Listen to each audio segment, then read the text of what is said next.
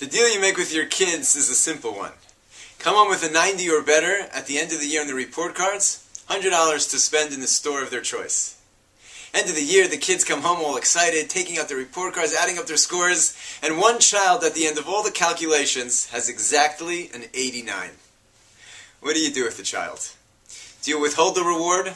He didn't earn it. He only got an 89. Or do you have mercy on the poor kid? 1 point at the end of a whole year? You give him the money. The answer depends on one very critical factor. This week's parasha, Bereishis, begins with the story of the creation of the world.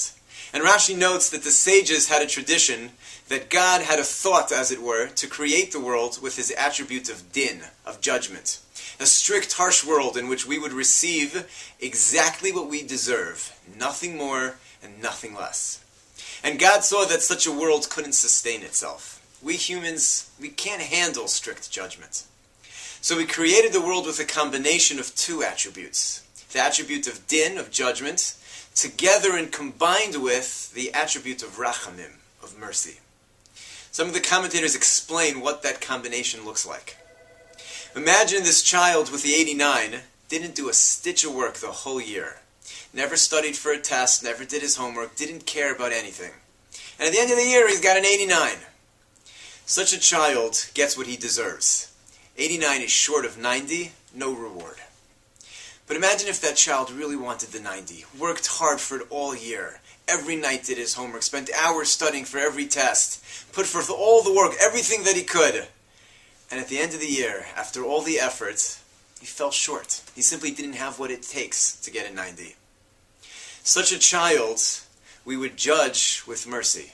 And we would say, I know you didn't get the 90, but you earned the reward. Here's your money. God created a world in which he knows, as humans, we're going to fall short. We won't always accomplish everything.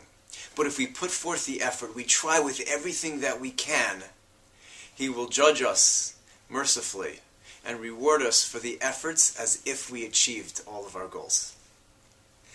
As parents, we set up the environment of our home. And we want many things for our children, many aspirations and goals. We want them to excel in school, in sports, in music. And not every child will. Children, all children, will sometimes fall short.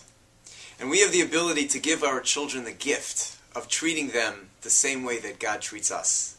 To tell them over and over again that what we really want from them is their efforts. We want them to try to succeed. We want them to try their best at everything. And if they fall short at the end of their efforts, we will still treat them as successes. Because really, they are. In the same way that God doesn't expect perfection from us, we can't expect perfection from our children. They will sometimes make the error that costs their team the game.